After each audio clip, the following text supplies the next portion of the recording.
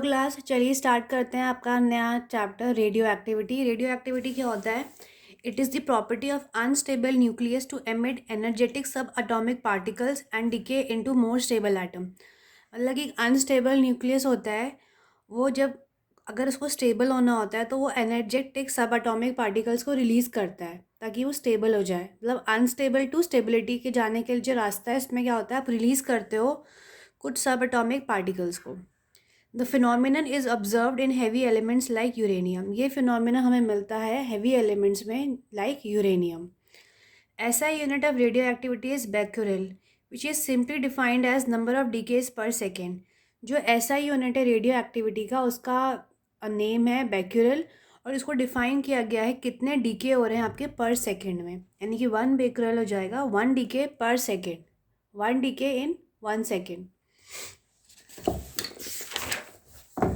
अब आता है आपका natural radio activity. Nuclear reactions विच अकर स्पॉन्टेनियसली, वो न्यूक्लियर रिएक्शंस जो फटाफट होते हैं, ठीक है। स्पॉन्टेनियस का मतलब ये होता है जो खुद से भी हो रहे हैं, जिसको हमें इनिशिएट नहीं कराना पड़ रहा। It is found in nature and exhibited by small number nuclear. ये नेचर में मिलते हैं और ये जो छोटे नंबर न्यूक्लियस होते हैं उनमें ज़्यादा होता है ये। There are 3 naturally occurring radioactive series among the elements in periodic table. 3 naturally occurring radio activity series है जो नेचुरल रेडियो एक्टिविटी शो करती है। वो कौन सी? Uranium, actinium and thorium. 3 है, यूरेनियम, एक्टिनियम एंड थोरियम। अब आता है आपका artificial radio activity. Not all nuclear reactions are spontaneous. सारे न्यूक्लियर रिएक्शंस आपके स्पॉन्टेनियस नहीं होते हैं, कुछ रिएक्शन हमें खुद से करवाने पड़ते हैं। The method of inducing a nuclear reaction. Artificial radio activity में क्या होता है, हम एक न्यूक्लियर रिएक्शन करवा रहे हैं। The elements with atomic number over 92 have been artificially made. जिन एलिमेंट्स का एटॉमिक नंबर 92 से ज़्यादा है उनको हमने खुद बनाया है आर्टिफिशली। दे आर कॉल्ड, उनको हम कहते हैं ट्रांस यूरेनियम एलिमेंट्स। उनको हम कहते हैं ट्रांस यूरेनियम एलिमेंट्स। अब आता है आपका लॉज ऑफ रेडियो एक्टिविटी। सबसे पहला आता है displacement law. In radio active transformation either an alpha और beta particle is ejected by the atom. Radio activity में क्या होता है, या तो आपका अल्फा पार्टिकल निकलेगा या बीटा पार्टिकल निकलेगा। तो अब अल्फा पार्टिकल क्या होता है? When an alpha particle is given out, a new atom is formed whose atomic weight is less by 4 units and atomic number is less by 2 units than those of original atom.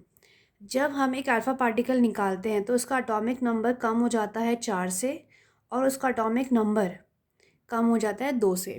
ये same ही particle, जैसे helium, हम कहते थे helium निकला है क्योंकि helium में क्या होता है, 2 उसका एटॉमिक नंबर होता है, 4 उसका एटॉमिक वेट होता है। जैसे कि हमने ये वाला पार्टिकल लिया AM, इसमें से हमने कराया अल्फा डीके, तो इसका एटॉमिक मास 4 कम हो गया, 237 हो गया, ये NP बन गया, नेप्टूनियम बन गया और एक अल्फा पार्टिकल यानी कि हीलियम हमने बोल सकते हैं कि निकल गया।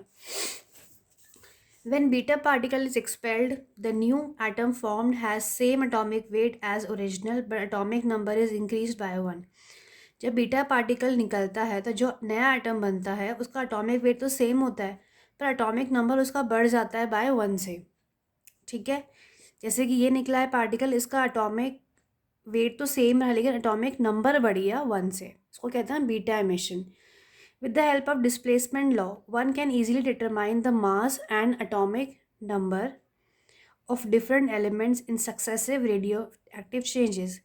जैसे कि अगर हमें कोई एलिमेंट मिलता है, हम देखते हैं कि पहले से उसका या तो उसका atomic mass number self change हो गया या फिर उसका एटॉमिक नंबर बढ़ गया, तो हम पता कर सकते हैं डिस्प्लेसमेंट लॉ की हेल्प से कि हमारा इसमें कौन सा पार्टिकल एमिट हुआ है। अगर अल्फा पार्टिकल एमिट होगा तो हमारा एटॉमिक वेट और नंबर दोनों चेंज हो जाएंगे, लेकिन अगर बीटा पार्टिकल एमिट होगा तो सिर्फ और सिर्फ एटॉमिक नंबर में चेंज आएगा। तो इससे हम बता सकते हैं कि हमारे सक्सेसिव रेडियो एक्टिव में क्या चेंज आया, ठीक है।